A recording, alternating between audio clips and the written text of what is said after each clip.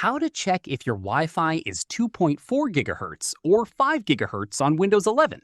Here's how. First, open the Settings app. If you can't find it, simply search for Settings in the Windows search bar and open it. Next, click Network and Internet. Then, select Wi-Fi.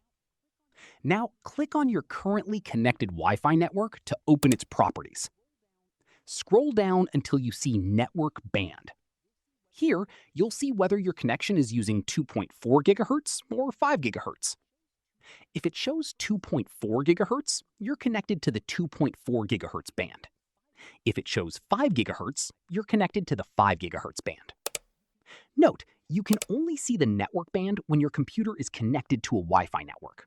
If you're connected using an Ethernet cable, this information won't be displayed. That's it. You've successfully checked your Wi-Fi network band on Windows. If this tutorial helped you, hit the like button.